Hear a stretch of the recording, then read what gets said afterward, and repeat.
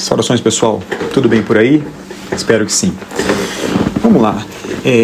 Nesse nosso encontro de hoje, nesse tema de hoje, eu queria tratar de temas que são um pouco soltos no edital. Eles vão passeando assim, soltos no edital.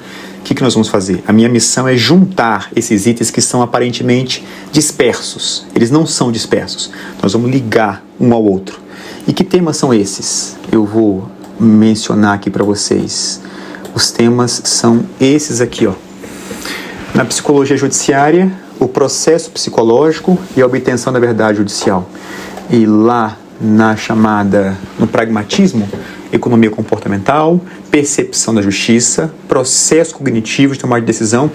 E eu acho que todos eles, inclusive o comportamento de parte, de testemunha, todos esses itens, eles se comunicam com uma palavra chamada heurística e vieses cognitivos. Desses dois conceitos aqui, que nós iremos ver, esses dois conceitos, a partir dessa obra do professor Daniel Kahneman, né? Rápido e Devagar, esse livro aqui, que tem uma foto. Eu tirei uma foto, quando eu tirei a foto o livro está um pouco mais novo, o meu agora está um pouco derrubado, de tanto que eu já folhei para frente e para trás aqui o livro, que é fantástico. Inclusive eu recomendo que você leia, depois da sua aprovação, entre o resultado da sua aprovação e a sua posse, eu sugiro que você compre esse livro e leia o livro, que tem muitas informações relevantes, inclusive para você que será magistrado, você será juiz. Tá? Então esse é o nosso tema de nosso encontro de hoje, e nós vamos começar o nosso encontro de hoje a partir dessa foto dessa simpática senhora que está aí na nossa frente. O rosto dela, vamos lá, eu vou compartilhar as minhas impressões, e aí eu quero saber se as minhas impressões estão muito dissociadas das suas impressões a respeito dessa fotografia aí. Vamos lá.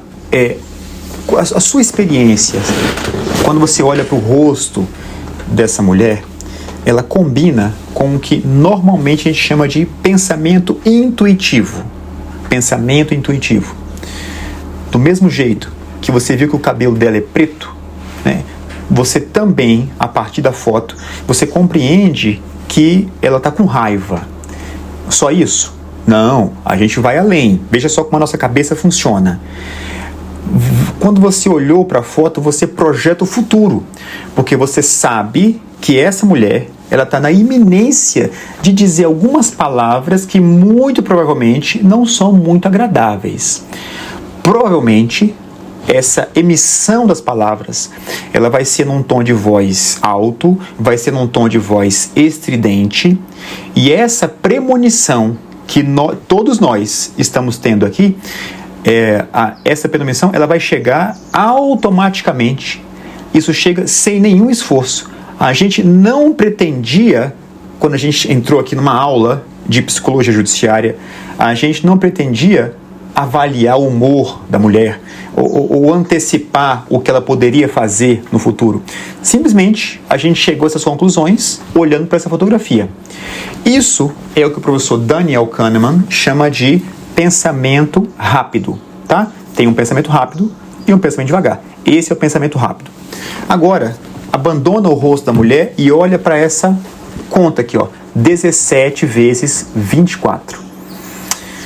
Muito bem, esquece a mulher e pensa na conta. Agora, quando você olha para a conta e você está tentando resolver essa conta aí, você está experimentando um outro tipo de pensamento, que é o pensamento lento. A gente segue uma sequência de passos. A gente passa a empreender um cálculo que vai exigir da gente um certo esforço. Esse processo, ele exige um trabalho mental que ele é deliberado, ele é trabalhoso, ele é ordenado. Isso é o protótipo de uma coisa chamada pensamento lento. E aí, o professor Daniel Kahneman, ele vai dizer, olha, nós temos, na verdade, dois sistemas. O sistema 1 e o sistema 2. O sistema 1, ele vai operar de forma automática, ele opera de forma rápida.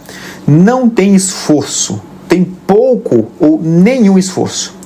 E aí, no sistema 1, a gente não tem nenhuma percepção ou nenhum controle voluntário sobre esse sistema 1. De outro lado, nós temos também o sistema 2, nomeado assim, sistema 1 e sistema 2, pelo próprio professor Daniel Kahneman. Ele vai dizer: no sistema 2, a gente vai alocar uma atenção a uma atividade mental que é laboriosa, que é trabalhosa. Essa atividade ela vai requisitar um cálculo que é um pouco mais complexo, ok? As operações desse sistema 2, elas são muitas vezes associadas com escolhas, com concentrações. Portanto, nós temos o sistema 1, que fez com que eu previsse várias coisas a partir de uma foto, e temos o sistema 2, que faz com que eu tente resolver essa conta. Eu, por exemplo, sempre que eu me deparo com uma conta dessa, eu multiplico por 10. Depois eu tento multiplicar por 7 para depois somar os dois resultados. Então é uma coisa que não até agora eu estou tentando pensar, enquanto falo, não sei o resultado dessa conta aí. Muito embora eu tenha lido o capítulo, e o capítulo ele dá a resposta, mas tempo que eu li esse capítulo aí.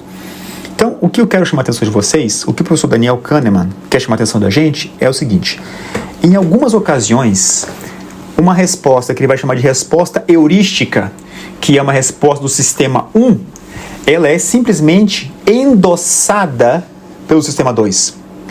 O sistema 2, que é essa atividade mental que é laboriosa, que é trabalhosa, né? Que tem uma escolha, que tem uma concentração para decidir, esse sistema 2, ele tem a oportunidade de rejeitar a resposta intuitiva, ou mesmo modificar a resposta intuitiva quando ele incorpora uma outra informação. Mas Daniel Kahneman defende que o sistema 2 ele é bem preguiçoso, porque muitas vezes ele segue o caminho do menor esforço. Ele vai simplesmente endossar uma resposta heurística, sem examinar com atenção, sem examinar com cuidado se essa resposta ela é de fato apropriada, se ela é de fato adequada para aquela circunstância ali. Então, a gente vai tratar hoje de um tema que recebe um tratamento. Nós vamos cuidar hoje de um tema que vai receber um tratamento simplificado no processo. Esse processo, quando a gente estuda processo civil penal, a gente reduz esse raciocínio que nós vamos tratar hoje a uma regra simples, chamada ônus da prova. No caso do processo civil, é o artigo 373. Então, a gente reduz um raciocínio ao chamado ônus da prova. Então, você vai lembrar, o ônus da prova no processo civil incumbe quando o juiz está na dúvida se o autor tem razão ou não. O que ele faz? Ele dá um passo atrás e volta no ônus da prova.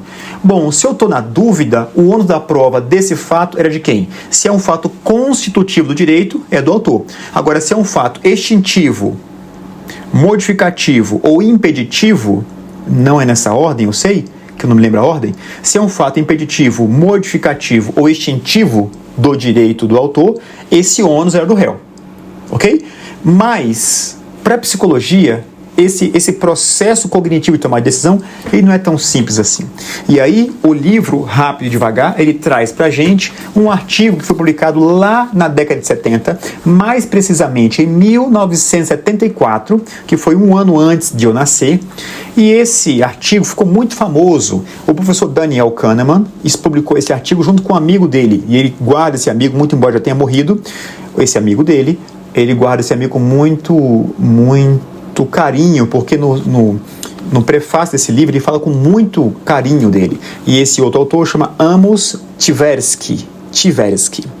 E esses dois autores, Amos Tversky e Daniel Kahneman, escreveram um artigo famosíssimo chamado Julgamento sob Incerteza, Heurísticas e Vieses. Então esse é o tema do nosso encontro de hoje, a partir da teoria do professor Daniel Kahneman. Vamos lá. Ele vai dizer o seguinte nesse artigo anterior, né? O livro ele sofistica, ele traz outras heurísticas, ele atualiza esse debate, mas ele mantém a tese fundamental. E qual é a tese fundamental?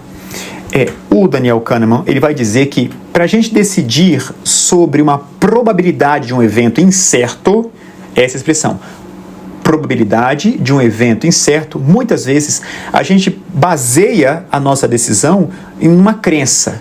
Não é uma crença religiosa, não. Essas crenças, elas em geral, elas são expressas numa frase do tipo: as possibilidades são, né? É pouco provável que. São essas frases, essas crenças que o Daniel Kahneman está mencionando falar. A grande questão é, o que determina essas crenças que servem de fundamento para as nossas decisões? A tese do professor Daniel Kahneman e do Amos Tversky é que as pessoas elas vão se apoiar em um número limitado de chamados princípios heurísticos. Palavra, uma nota sobre essa palavra. Essa palavra, para nós, para os antigos, essa palavra heurística, ela tem relação com o termo eureka, que significa achei, encontrei.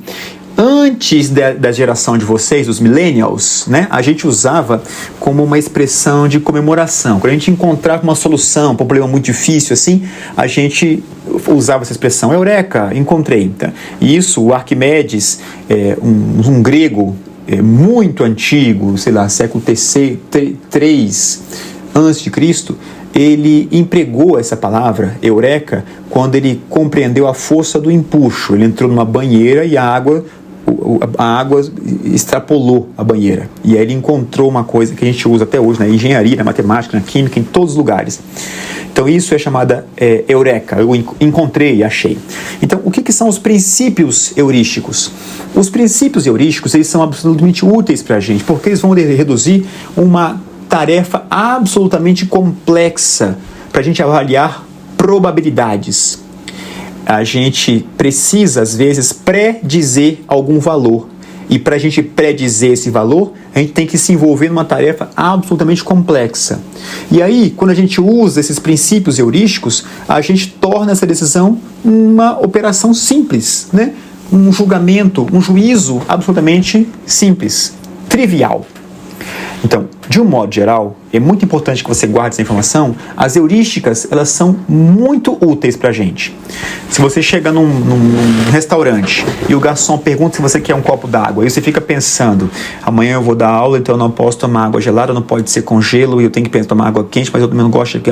E começa a raciocinar as possibilidades infinitas da sua escolha, você não escolhe nada. Então você diz assim, ó, água gelada, sem gelo, por favor. Pronto, você decidiu.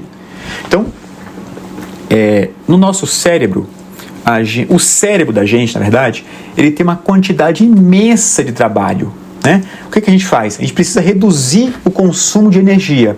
Então, a gente toma várias decisões na vida no modo automático. Quando você está dirigindo e você vê um sinal vermelho, você não fica pensando, se eu furar o sinal vermelho eu vou tomar multa, eu posso atropelar. Não. Você simplesmente está conversando com outra pessoa que está do seu lado e você simplesmente, sem raciocinar, você pisa no freio. Tira o pé do acelerador e pisa no freio. O que a gente faz? A gente reduz o consumo de energia do cérebro. Tá? Uma câmera fotográfica, por exemplo, ela tem várias formas. Você tem, a minha inclusive estava por aqui. Você tem um modo automático, você tem um modo manual. Então, o modo automático você tira a melhor foto ali, a câmera já decide por você. O modo manual não, você tem que botar a exposição, você tem que mexer um bocado de coisa para poder tirar uma foto decente. Então, o modo automático da câmera são esses princípios heurísticos que nós vamos ver. Então, isso é basicamente a heurística. Algumas vezes, essas heurísticas, que são muito úteis, eu vou ressaltar, elas levam a gente a erros que podem ser graves e são erros sistemáticos. Não é um erro aqui ou acolá. Não, ele é sistematizado. Então, nessa nossa avaliação subjetiva de probabilidade, isso se parece muito com uma avaliação subjetiva de quantidade física, né? Como, por exemplo, a distância.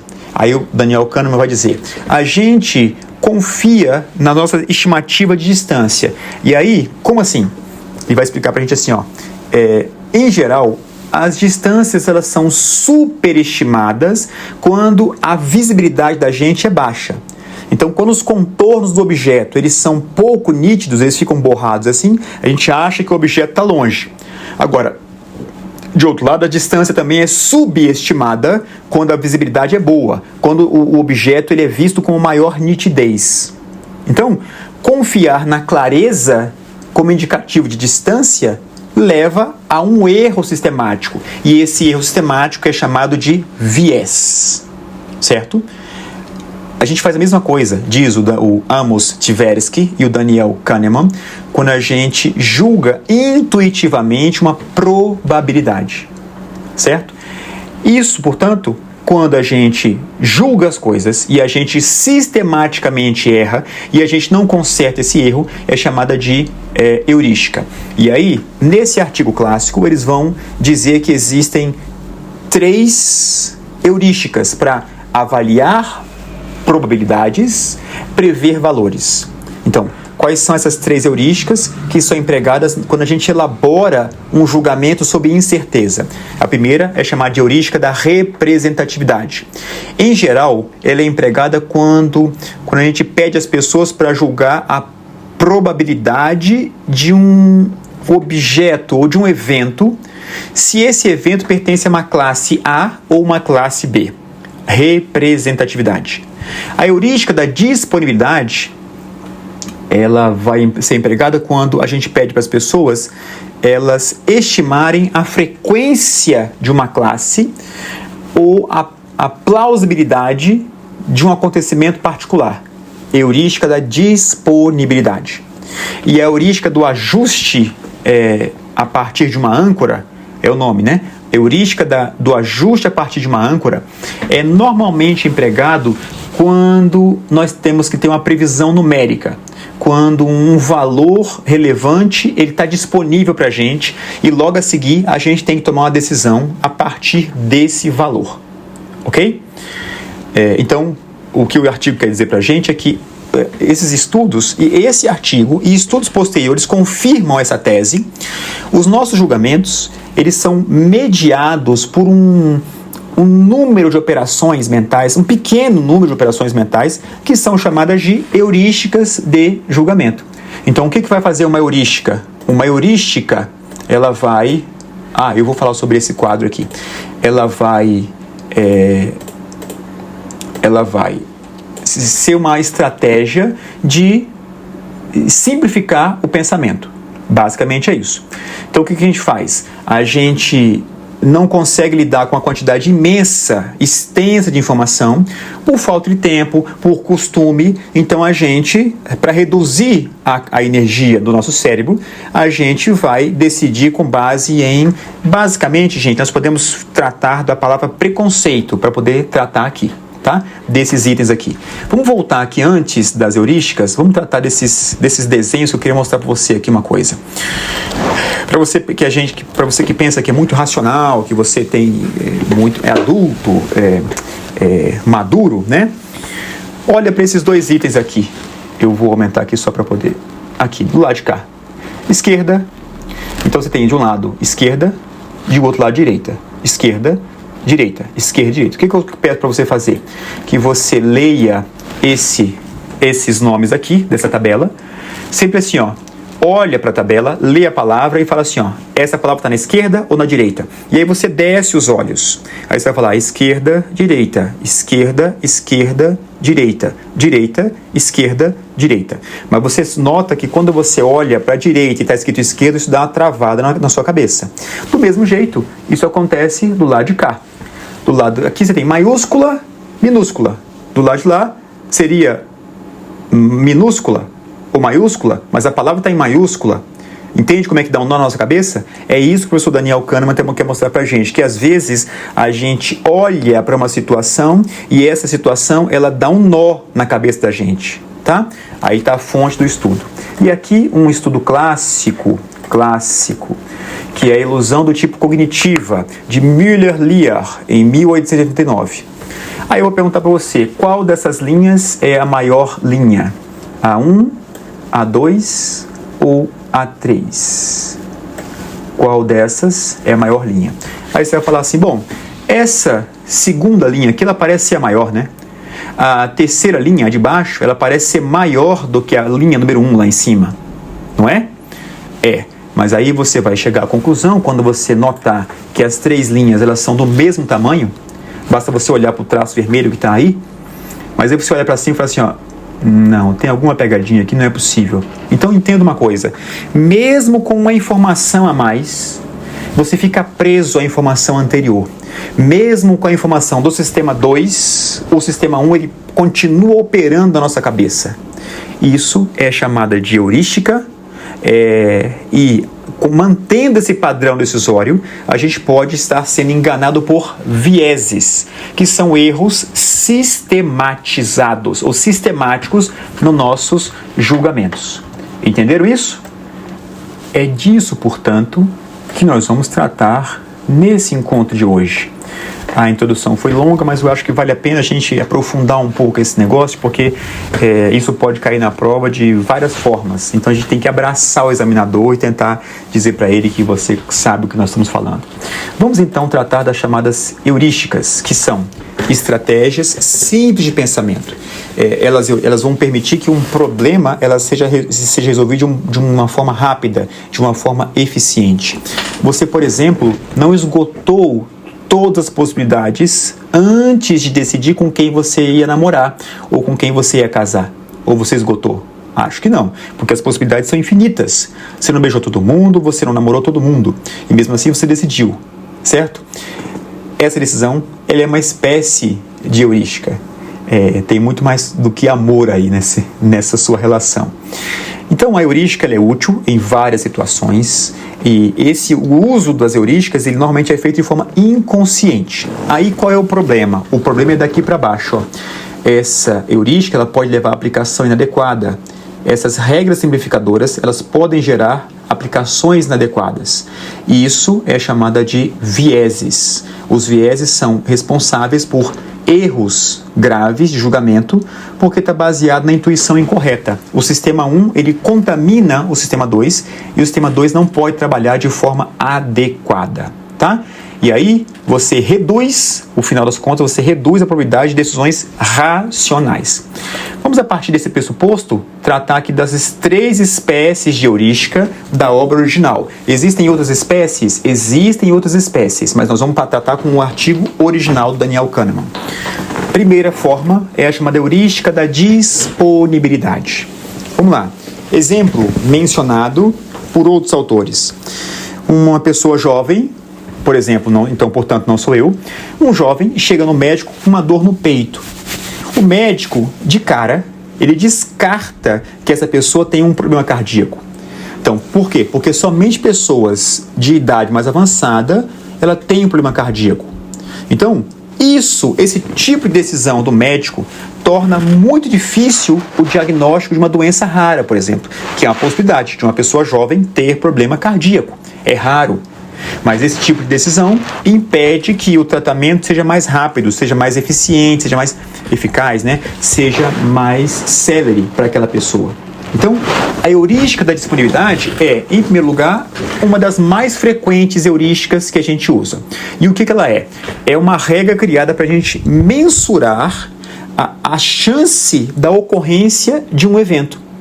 E essa decisão ela está baseada na facilidade ou disponibilidade com que um determinado fato ele é lembrado, ou muitas vezes, não lembrado, mas muitas vezes imaginado pela pessoa que toma a decisão.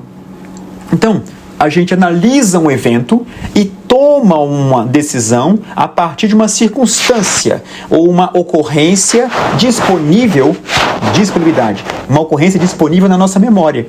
Por quê? Porque a gente carrega diversas informações, várias informações, e a gente acessa essas informações rapidamente, sem esforço. Lembra da preguiça? Lembra do consumo baixo de energia do cérebro? Isso, muitas vezes, vai produzir erros, vai produzir equívocos cognitivos em desfavor do tomador de decisão. O problema é que, muitas vezes, o equívoco não atinge só o tomador de decisão, mas atinge também a pessoa que submete a essa decisão. Um paciente do médico, ou a pessoa que contrata um pedreiro para construir a casa, ou um jurisdicionado. E é sobre esse terceiro aspecto que nós vamos falar no final do nosso encontro. Tá? Então, a partir dessa heurística da disponibilidade, as pessoas elas vão estimar a frequência de uma classe, em algum momento está escrito aqui no Está aqui no slide. A frequência de uma classe ou a probabilidade de um evento. Ok? E você pode colocar em outros termos. Nesse tipo de heurística, o julgamento é feito com base num estereótipo. E aí guarde essa palavra, porque quando formos falar do protocolo para julgamento sobre perspectiva de gênero, nós vamos voltar essa palavra, estereótipo. Tá? Então, exemplificando, se um evento ele é muito vivenciado por uma pessoa, esse evento se torna facilmente lembrado. Por quê? Porque ele está mais disponível. É o nome da heurística, a heurística da disponibilidade. Então, as informações familiares, elas são mais facilmente acessadas, mesmo que seja uma memória de longo prazo. Por quê? Porque ela parece ser mais realista, ela parece ser mais relevante para fundamentar a minha decisão. E é um pouco óbvio, porque que esses vieses de disponibilidade, eles se relacionam com o fato de que os eventos mais frequentes, eles são mais facilmente acessados ou mais lembrados do que outros menos frequentes. Ou então, um evento que é mais provável, ele é mais lembrado que os eventos não prováveis, ou eventos improváveis. De outro lado, a gente sabe que situações que são desconfortáveis para as pessoas, uma situação que pode gerar um sentimento negativo, um estresse, essas lembranças, elas são menos disponíveis ou até indisponíveis. A chamada lacuna de memória da testemunha, por exemplo, acontece em razão de um trauma. Para a pessoa não reviver aquele fato, ele é obstruído pela nossa capacidade de expressar e pela nossa memória. E aí, às vezes, a testemunha, sem mentir, para completar essa lacuna, ela imagina que aconteceu alguma coisa. Note, ela não está mentindo. Para ela, é lógico que se tem uma lacuna aqui, provavelmente aconteceu aquilo ali do jeito que ela está falando. Ok? Então, às vezes, situações muito desconfortáveis geram sentimentos negativos e essas lembranças, elas são menos disponíveis ou, em determinados casos mais graves, indisponíveis. E aí, a pessoa que toma a decisão, ela deixa de examinar todas as alternativas nesse procedimento. Por quê? Porque ele vai se basear num conhecimento que é prontamente disponível. E isso pode gerar o chamado viés cognitivo. Muito bem. Como é que a gente ameniza? O professor Daniel Kahneman, ele mostra para a gente uma solução. Ele diz, temos um problema, certo? Como é que a gente diminui esse problema? Quando a gente aumenta o número de informações sobre o fato, quando a gente investe uma maior atenção, quando a gente investe um maior tempo para tomar a decisão, a gente tenta minimizar o viés a partir da heurística da disponibilidade. A segunda heurística que é apresentada pelo texto é a chamada heurística da representatividade. O que é essa heurística da representatividade? Ela basicamente consiste na avaliação de uma probabilidade de ocorrência de um evento e a nossa decisão ela se dá por intermédio de uma similaridade com os seus estereótipos, por acontecimentos semelhantes. Essa associação que a gente faz entre A e B, ela acontece por meio da similaridade. A similaridade de um evento específico com outro evento do mesmo tipo, ou pelo menos aparentemente do mesmo tipo. Então a pessoa vai decidir sobre a probabilidade de acontecer um evento incerto, e aí ele vai ter por base a mera semelhança com outros eventos. O julgamento que estão baseado nesse tipo de heurística, eles são normalmente extrapolações. E essas extrapolações, elas são baseadas numa análise de alguns exemplos individuais. Então, a pessoa, ela faz uma inferência, e essa inferência, ela independe do tamanho da amostra.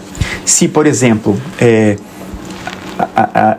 a gente está passeando pela internet e vê uma propaganda de um curso. E na propaganda do curso diz assim, dos 100 juízes que foram aprovados, 85 foram nossos alunos. Dos 50 juízes aprovados, 40 foram nossos alunos. Então, se a partir disso, a gente acha que se a gente se matricular nesse curso, essa empresa, esse curso, ele vai apresentar também bons resultados em meu favor. Ok?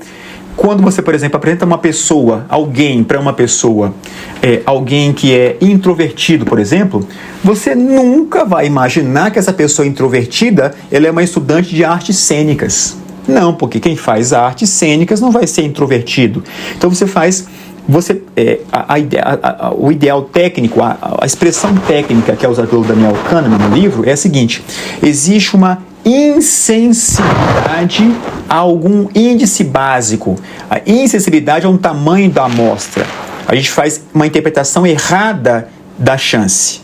E sempre isso, a decisão desses indivíduos sobre uma incerteza, que é a base de todo o texto, a decisão do indivíduo sobre incerteza, ela vai predominar, nessa decisão vai predominar a influência de um estereótipo que é irrelevante, ou uma analogia que é ingênua.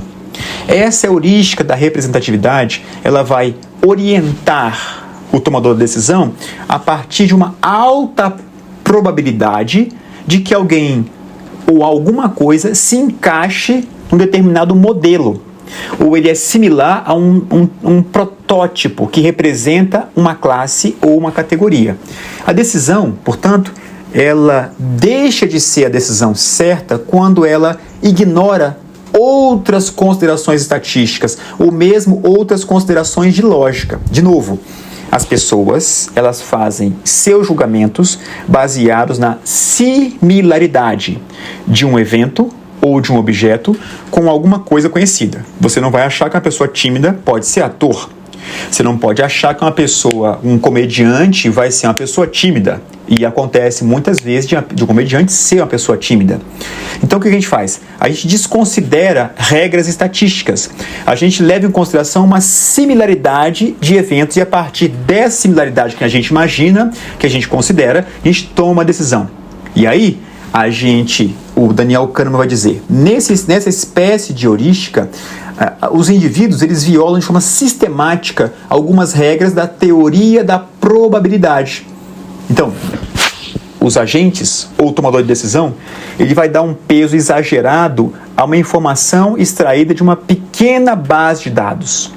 Então, é o que ele vai chamar de lei dos pequenos números. Não está aqui no slide, mas anota essa expressão, lei dos pequenos números. Então, os julgamentos sobre eventos ou sobre pessoas, eles são frequentemente extrapolações, a expressão que ele vai usar mais de uma vez no texto, por isso estou repetindo aqui, é uma extrapolação baseada em alguns exemplos individuais. Então, se eu moro num lugar, e hoje nós estamos vivendo a pandemia de dengue, mas se eu moro num lugar onde não tem pandemia, mas o meu vizinho da frente está com dengue, meu vizinho de trás está com dengue, então eu vou extrapolar a partir dessa pequena amostra e achar que nós estamos vivendo à beira do caos. Tá? Palavras que podem aparecer na prova que vão se referir à ideia de heurística da representatividade. Podem aparecer equívoco de chance, falácia de regressão, ilusão de validade ou ele vai chamar de insensibilidade à previsibilidade. Essa é a chamada heurística da representatividade. Se aparecer na prova alguma coisa de tamanho de amostra, por exemplo, é pela heurística da representatividade que você vai tomar uma decisão e pensar na sua prova. A última heurística é a chamada heurística da ancoragem e ajustamento. É isso mesmo, é um nome que se combina. Heurística da ancoragem e ajustamento. Eu vou explicar por que esses dois nomes eles combinam entre si. Vamos lá. Em muitas situações, as pessoas elas fazem estimativas e essa estimativa ela começa por um valor inicial. A partir do valor inicial, a gente ajusta o valor inicial para produzir uma resposta final. Esse valor inicial, ou esse ponto de partida, ele pode ser sugerido na própria formulação do problema. Ou então, ele pode ser o resultado de um cálculo parcial, inicial. O que é importante é que, se é uma heurística da ancoragem e ajustamento, é porque, em dois casos, seja uma sugestão na formulação do problema ou o resultado de um cálculo parcial, nos dois casos, o ajuste ele é insuficiente. A ideia central é que diferentes pontos de partida produzem diferentes estimativas. E essas estimativas, elas são viesadas na direção do valor inicial. Vamos lá. Exemplo para você nunca esquecer da heurística da ancoragem e do ajustamento. O Daniel Kahneman, ele fez uma experiência da roleta, que ele chama. Então ele colocou 2 salas, nessas salas 2 grupos de pessoas diferentes, e nessas 2 salas 2 roletas. Na sala 1, a roleta girava e só caía o número 10. Era uma roleta viciada. Na sala 2, a roleta girava e só caía o número 65. 10, 65. Sala 1, 10. Sala 2, 65. Pronto, as pessoas previram aquilo, acharam um pouco estranho, mas viram esses 2 números. Aí o Daniel Kahneman, a equipe dele, fez a seguinte pergunta: qual a porcentagem de países africanos com representação na ONU? Ele chegou à conclusão de que a média de resposta foi diferente nas 2 salas. E adivinha, obviamente, que a média se aproximou desse número. Aí você vai falar assim: gente, mas não tem nada a ver. Uma roleta cair no número 10, e se a quantidade, eu me aproximar desse número, pronto. É isso que intrigou o Daniel Kahneman. Por que as pessoas se aproximavam a resposta de uma coisa que aparentemente não, realmente não tem nada a ver? Uma roleta girando numa sala, certo? Outro exemplo para você nunca esquecer a heurística da ancoragem e do ajustamento. Aquela brincadeira que você coloca 2 potes. 2 potes.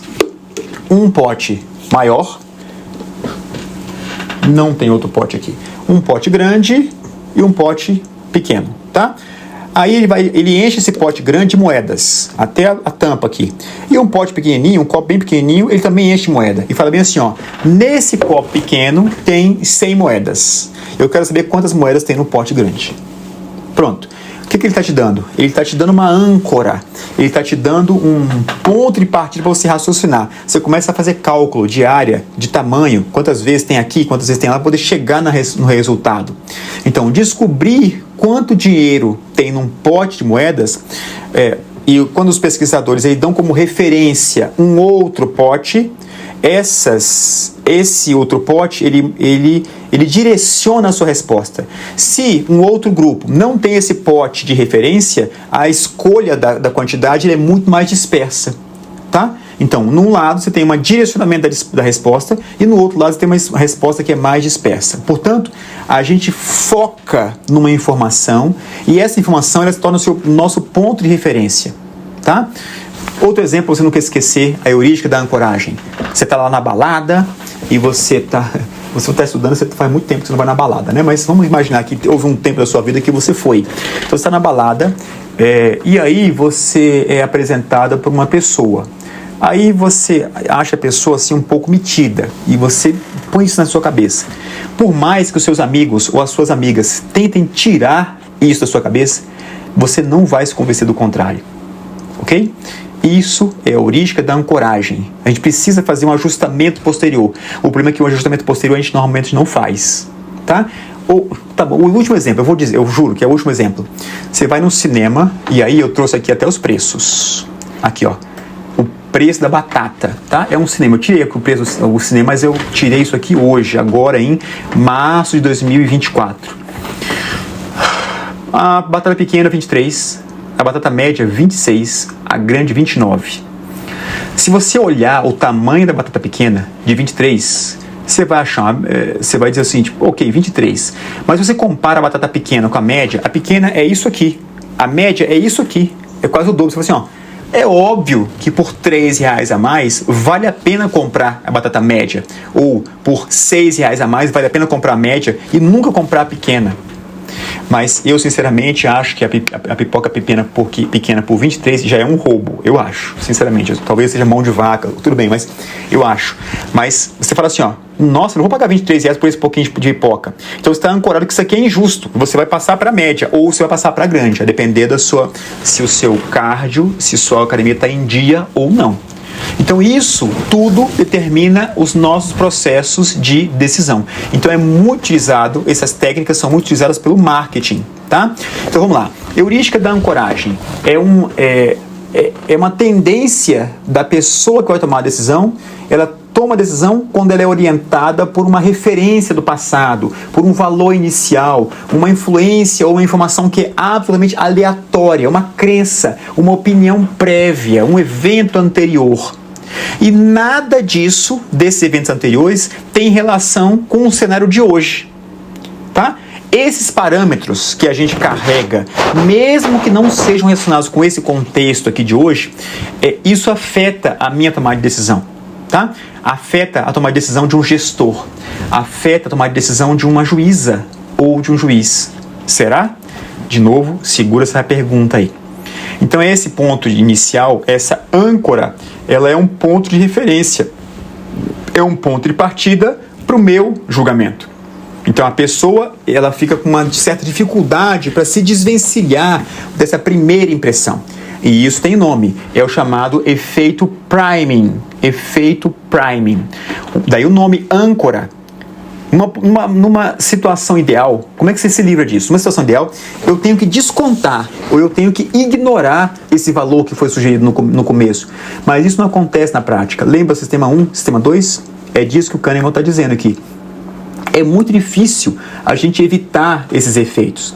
E quando o ajustamento ele é insuficiente, que é o passo 2 da decisão, que é ajustar essa âncora, quando essa âncora ela é muito bem firmada, ela dificilmente pode ser corrigida, mesmo quando a gente tem uma informação melhor, de melhor qualidade do que essa avaliação primeira, essa avaliação primordial. A gente fica preso à âncora. O que a gente tem que fazer então?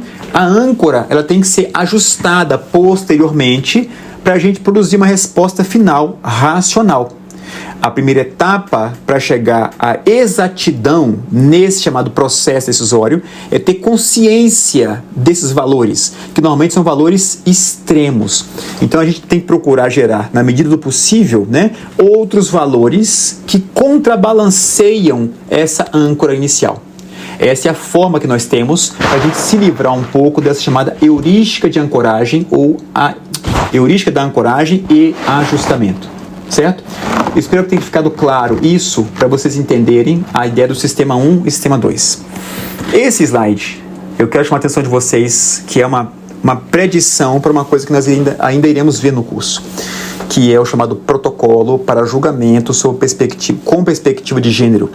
No protocolo, ele usa, muito embora não use a palavra heurística, elas usam a palavra vieses.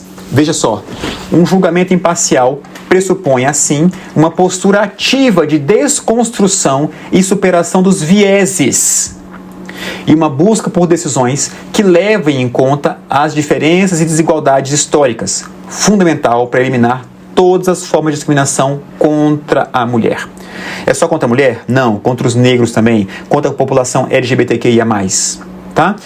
Considerar que os estereótipos estão presentes na cultura, na sociedade, nas instituições e no próprio direito, buscando identificá-los para não se submeter à influência de vieses inconscientes no exercício da jurisdição, é uma forma de se aprimorar a objetividade e, portanto, a imparcialidade no processo de tomada de decisão. Eu não vou seguir mais no protocolo, porque nós vamos ter uma aula especificamente sobre ele, mas o protocolo está baseado nesses vieses, que são decorrência dessa heurística. E o que são os vieses? É você utilizar a heurística de uma forma equivocada para tomar uma decisão. É uma falha cognitiva gerada por um pensamento tendencioso, desrespeitando uma expectativa de imparcialidade. Tendência ou inclinação de pensamento decorrente de pré-concepções, de ideias prévias, de estereótipos. Estereótipo é a palavra usada, é o conceito usado pelo protocolo para julgamento sob uma perspectiva de gênero. Segura a onda, nós iremos ver esses vieses e esse protocolo mais adiante. Mas desde já, fica esse registro, que o livro do professor Daniel Kahneman, ele é um ponto isolado do edital, heurísticas, processo cognitivo, mas ele se comunica com outros itens do edital. E o protocolo aparece no edital 2 vezes, portanto, atenção a ele. Tá bom, meninos? Ficamos por aqui, a gente volta tratando de outros temas ainda de psicologia. Encerramos psicologia, vamos para outros temas, tá bom?